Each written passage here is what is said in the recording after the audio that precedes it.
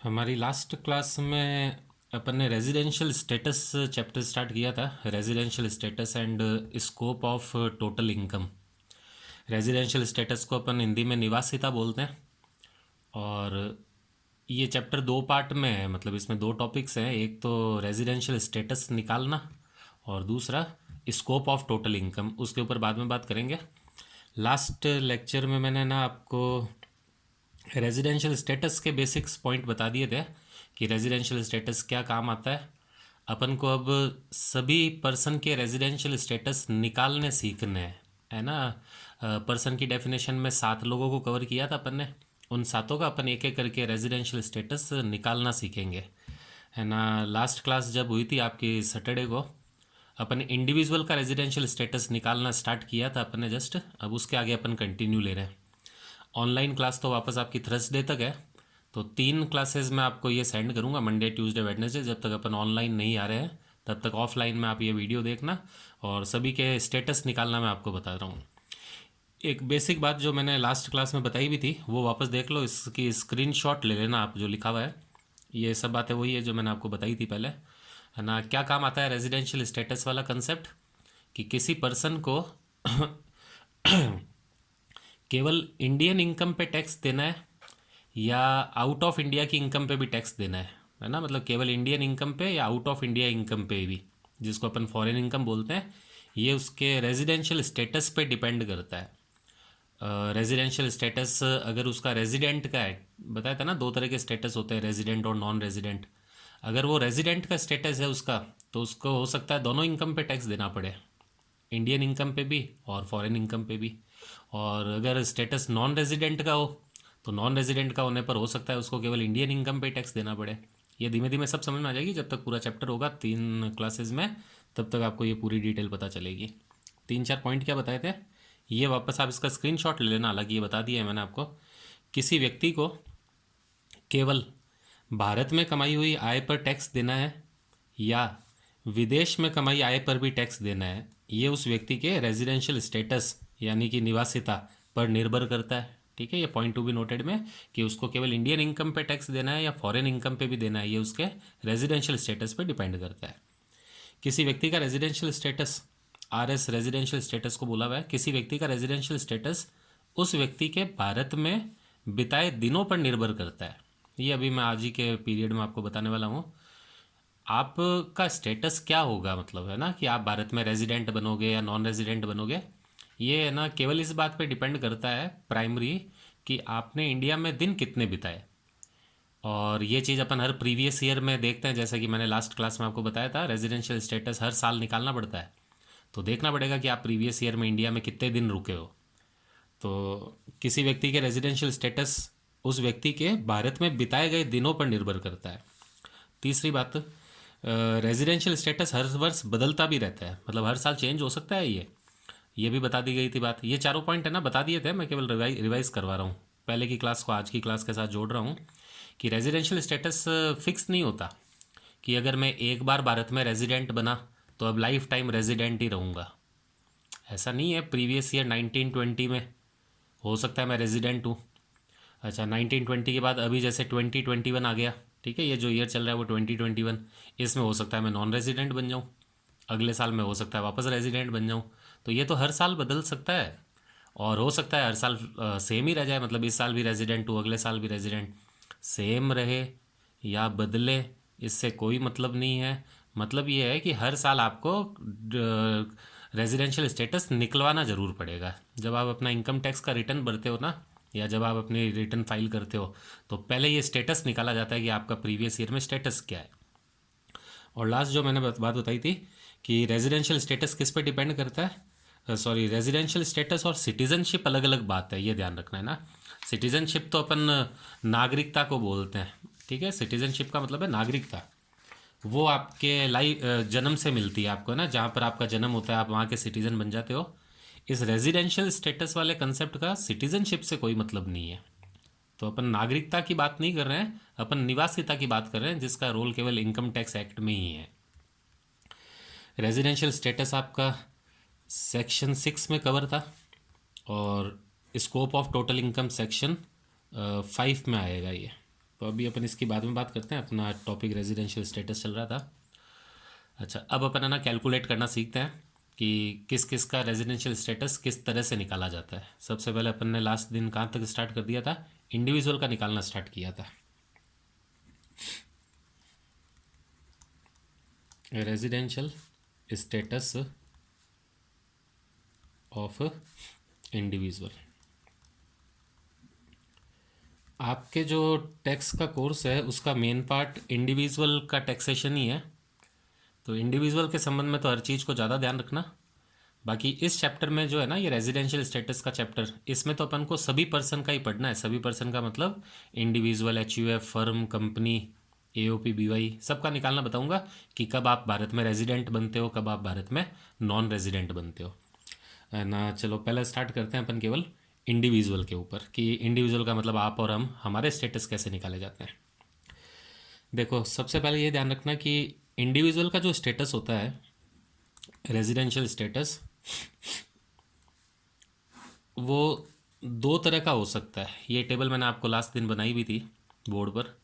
एक इंडिविजुअल का residential status, अब इस पूरे टॉपिक में मैं इंडिविजुअल के ऊपर ही बात कर रहा हूँ, ध्यान रखना। और हम लोग अभी रेजिडेंशियल स्टेटस निकालना सीख रहे हैं, ठीक है। अपन 3 दिन में या 2 क्लास में ये स्टेटस निकालना सीख जाएंगे। उसके बाद में अपन इस टॉपिक पे बात करेंगे, स्कोप ऑफ टोटल इनकम पे। तो एक इंडिविजुअल का रेजिडेंशियल स्टेटस भारत में दो तरह का हो सकता है। दो तरह का मतलब दोनों साथ में नहीं, दोनों में से कोई एक। एक तो होता है रेजिडेंट और एक होता है नॉन रेजिडेंट। इसका मतलब है आप इंडिया में या तो रेजिडेंट हो सकते हो और या फिर आप क्या हो सकते हो, नॉन रेजिडेंट। अब जैसे आपका जो कोर्स है, अपन का जो कोर्स है, वो प्रीवियस ईयर 1920 का है, ये बात मत भूलना। हमारा जो प्रीवियस ईयर है वो 1920 है। तो 1920 का जब आप टैक्स भरने जाएंगे तो आपसे पूछा जाएगा ना कि बताओ आप का स्टेटस क्या है, उसके अकॉर्डिंग टैक्स लगवाएंगे। तो पहले आपके 1920 के वो डेज़ वगैरह गिनेंगे कि आप भारत में कितने दिन रहे थे, क्योंकि रेजिडेंशियल स्टेटस इसी बात से डिसाइड होगा कि आपने इंडिया में कितने दिन बिताए थे। तो स्टेटस जो निकलेगा आपका वो दो में से कोई एक होगा। या तो आप भारत में रेजिडेंट बनेंगे, तो रेजिडेंट के रूप में टैक्स भरेंगे, और या फिर आप भारत में नॉन रेजिडेंट बनेंगे। अच्छा, अगर आप रेजिडेंट बनते हो ना, तो रेजिडेंट वापस दो तरह के हुआ करते हैं। एक होते हैं ऑर्डिनरली,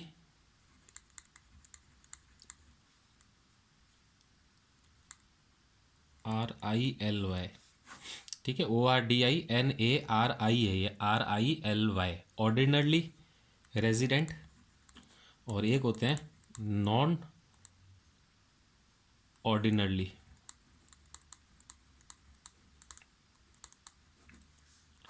रेजिडेंट। मैंने बोर्ड पे भी बताया था, ऑर्डनरी वर्ड नहीं है, ऑर्डनरी, नॉट ऑर्डनरी, ठीक है। बोलने में कभी कभी हो सकता है बोल जाएं आप भी, हम भी। ऑर्डिनरली वर्ड है, ऑर्डिनरली, ORDINARILY, ठीक है। LY पीछे लग रहा है, ऑर्डिनरली और नॉन ऑर्डिनरली ऐसे बोलते हैं इसको। तो देखो, कुल मिलाकर आपके स्टेटस फिर 3 तरह के हो गए ना। देखो, इंडिविजुअल का स्टेटस फिर 3 तरह के हो गए, क्योंकि अगर आप रेजिडेंट भी बनोगे तो रेजिडेंट में भी क्या होगा, रेजिडेंट या तो वो होगा ऑर्डिनरली रेजिडेंट और या होगा नॉट ऑर्डिनरली रेजिडेंट। नॉट या नॉन एक ही बात है। और या फिर वो होता है सीधा नॉन रेजिडेंट। तो एक इंडिविजुअल का स्टेटस 3 तरह का हो गया फिर, है ना। पहला ये, दूसरा ये, और तीसरा ये। इन तीनों में से फिर आप कोई एक रूप लोगे और उसके अकॉर्डिंग फिर क्या करोगे, टैक्स भरोगे। अब बात आई कि ठीक है, इंडिविजुअल के स्टेटस ये 3 तरह के होते हैं, ordinary resident, not ordinarily resident और नॉन रेजिडेंट। कब हम ऑर्डिनरली बनेंगे, कब हम नॉट ऑर्डिनरली बनेंगे, या कब नॉन रेजिडेंट बनेंगे, ये केवल और केवल इस बात पर डिपेंड करेगा कि प्रीवियस ईयर में आप इंडिया में कितने दिन रहे हो। इवन आपके नंबर ऑफ डेज़ की काउंटिंग की जाती है। काउंटिंग का मतलब होता है ना, जैसे आप कभी इंडिया आए, कभी इंडिया से बाहर गए, वापस आए, वापस गए, ऐसे। तो आपको बिल्कुल दिन गिनवाने पड़ेंगे कि भारत में कितने दिन रहे थे। उससे फिर डिपेंड करेगा कि आप 1920 के अंदर, क्योंकि हर साल नया निकालते हैं ना स्टेटस, तो 1920 में आप क्या बन रहे हो, ऑर्डिनरी रेजिडेंट या नॉट ऑर्डिनरी रेजिडेंट या नॉन रेजिडेंट, उसके अकॉर्डिंग ही फिर टैक्स निकलेगा। यानी टैक्स निकालना बाद की बात है, पहले तो आपका स्टेटस निकाला जाएगा। अब मैं इसके वो रूल्स बता रहा हूँ कि कब आप क्या बनेंगे। इन रूल्स को अच्छी तरह सुनना। अच्छा, रूल्स क्या है, वो नंबर ऑफ डेज होंगे, मतलब आप कितने दिन इंडिया में रुक रहे हो, है ना, उनको आराम से समझना। देखो, जब एक इंडिविजुअल का रेजिडेंशियल स्टेटस निकालते हैं, ध्यान देना मेरी बात को, जब एक इंडिविजुअल का रेजिडेंशियल स्टेटस निकालते हैं तो दो तरह की कंडीशंस होती है। दो तरह की कंडीशंस, एक होती है बेसिक कंडीशन, बेसिक कंडीशंस, और दूसरी होती है एडिशनल कंडीशंस।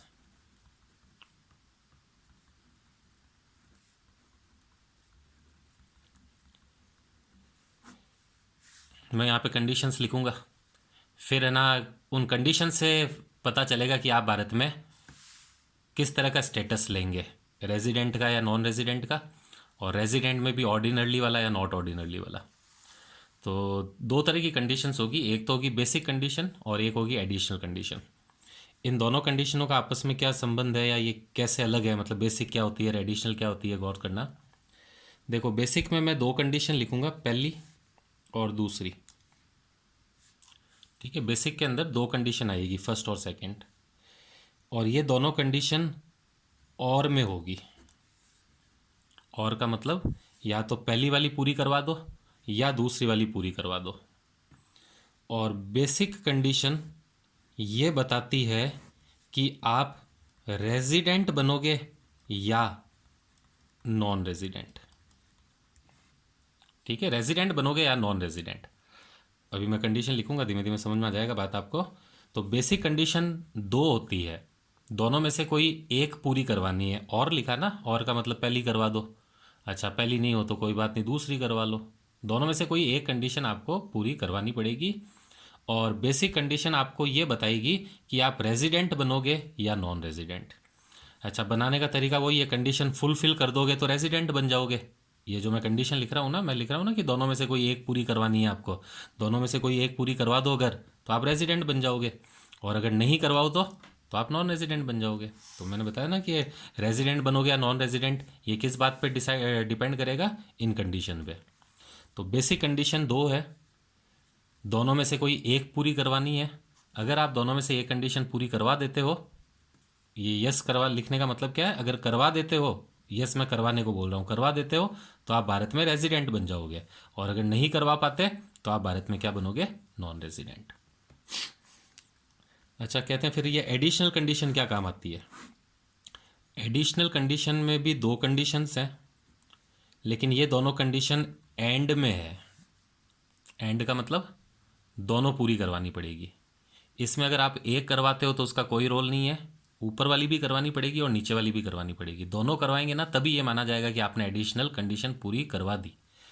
अच्छा, एडिशनल कंडीशन का रोल ये है कि ये बताती है कि आप ऑर्डिनरली रेजिडेंट हो या नॉट ऑर्डिनरली। ये बताया था ना, देखो रेजिडेंट में भी तो दो तरह के होते हैं ना, ऑर्डिनरली नॉट ऑर्डिनरली। देखो, पहला तो है कि रेजिडेंट हो या नॉन रेजिडेंट। तो रेजिडेंट हो या नॉन रेजिडेंट हो, ये तो कौन बताता है, बेसिक कंडीशन। अच्छा, मान लेते हैं मैं रेजिडेंट बन गया, तो रेजिडेंट में भी ऑर्डिनरली हूँ या नॉट ऑर्डिनरली, ये कौन बताएगा, एडिशनल कंडीशन। अच्छा, दोनों में क्या अंतर है, बेसिक कंडीशन में दो कंडीशंस होती है, दोनों में से कोई एक पूरी करनी होगी। एक पूरी करते ही ये मान लिया जाएगा आपने फुलफिल कर दिया। और क्या नहीं सर, मैं तो पहली भी नहीं कर पाया, दूसरी भी नहीं कर पाया, तो इसका मतलब आप फेल हो गए। और फेल हो जाओगे तो आप क्या बन जाओगे, नॉन रेजिडेंट बन जाओगे। एडिशनल कंडीशन क्या बताती है, एडिशनल कंडीशन ये बताती है कि आप ऑर्डिनरली बन रहे हो या नॉट ऑर्डिनरली बन रहे हो। तो अगर आप दोनों को फुलफिल कर दोगे तो ऑर्डिनरली बन जाओगे। और मान लेते हैं दोनों को फुलफिल नहीं कर पाए, जिसमें दोनों करनी ज़रूरी होती है। मान लेते पहली कर दो या दूसरी नहीं करो तो भी फेल हो, पहली नहीं करो दूसरी कर दो तो भी फेल हो, क्योंकि ये एंड में है, दोनों पूरी करनी पड़ेगी। अगर कर दोगे तो आप क्या बनोगे, ऑर्डिनरली रेजिडेंट, और नहीं करोगे तो आप क्या बनोगे, नॉट ऑर्डिनरली रेजिडेंट।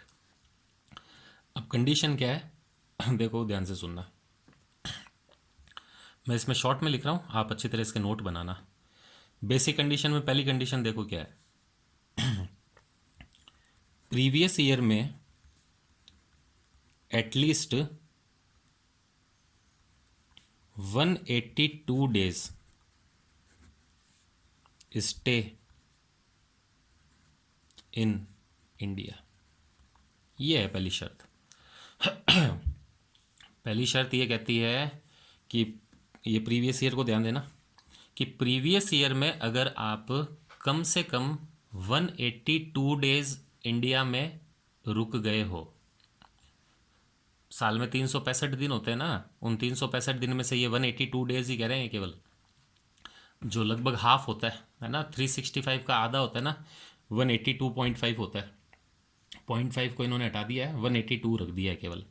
तो एटलीस्ट 182 डेज आपको इंडिया में स्टे यानी रुकना पड़ेगा, यानी आप इंडिया में रहे हो। कभी जाते हो, कभी आते हो, कभी जाते हो, ठीक है, मर्जी है जितनी बार जाओ, मर्जी है जितनी बार आओ, बट 182 दिन टोटल मिलाकर इंडिया में आप ज़रूर हो जाएं। कि अगर हो गए तो बताया था ना, दो कंडीशन में से एक पूरी करनी है। पहली ये है ना, कर दी तो ठीक है, ओके। अच्छा, आपने इसका मतलब बेसिक फुलफिल कर दी, और बेसिक कर दोगे तो आप क्या बन जाओगे, रेजिडेंट बन जाओगे भारत में। तो जैसे मैं गया, मान लेते हैं, सपोज़ करो मैं मेरा टैक्स भरने गया और मैंने मेरे डेज काउंट करवाए, तो मैंने कहा सर पिछले साल मैं तो पूरे 365 दिन इंडिया में ही था, मैं गया ही नहीं बाहर कहीं। तो 365 दिन इंडिया में था, तो इन्होंने कहा ठीक है सर, 182 डेज़ का वो जो कंडीशन है वो हो गई फुलफिल। एटलीस्ट का मतलब समझते हो ना, ये नहीं कह रहे कि राइट 182 ही होने चाहिए, कम से कम 182 हो जाए बस, ज़्यादा तो हो सकते हैं। तो आपने कंडीशन फुलफिल कर दी। बेसिक में दो चॉइस है, दो में से कोई एक को करना होता है, तो कर दोगे अगर, तो आप रेजिडेंट बन जाओगे। मान लो सपोज़ करो कि मैं ये कंडीशन फुलफिल नहीं कर पाया, 182 डेज़ वाली नहीं कर पाया। मैंने ये कहा कि प्रीवियस ईयर जो था मेरा 1920, उसमें मेरे कोई काम थे, तो मैं ज़्यादातर आउट ऑफ इंडिया ही था, भारत तो बहुत कम आया था प्रीवियस ईयर में तो। और मेरे टोटल मिला के 100 डेज़ ही हो रहे हैं, प्रीवियस ईयर में तो केवल 100 ही हो रहे हैं। तो ये पहली शर्त तो पूरी नहीं हुई ना। तो ये मत सोचना पहली शर्त पूरी नहीं हुई इसका मतलब है बेसिक कंडीशन में आप फेल हो गए और सीधे नॉन रेजिडेंट हो जाओगे। हाँ, एक कंडीशन और है, पहली नहीं हो तो दूसरी ट्राई करके देख लो। दूसरी क्या है सुनो, प्रीवियस ईयर में एटलीस्ट 60 डेज, देखो कितने कम कर दिए। अब वो कह रहे ठीक है चलो आप प्रीवियस ईयर 1920 का टैक्स भर रहे हो, तो आप प्रीवियस ईयर में केवल 60 डेज काउंट करवा दो कि आप इंडिया में रहे हो, लेकिन इसके साथ और सुनो, प्लस ये तो करवाना ही पड़ेगा। मतलब आपका जो प्रीवियस ईयर है ना, अपन जो टॉपिक पढ़ रहे हैं जिसमें मतलब आपका जो सिलेबस है उसका प्रीवियस ईयर कौन है, 1920 है। हम 1920 का टैक्स भर रहे हैं। 1920 का टैक्स कब भरा जाता है, 2021 में। तो आपका प्रीवियस ईयर ये है। वो कह रहे हैं प्रीवियस ईयर में आपने कितने दिन बिताए हो, 60 डेज।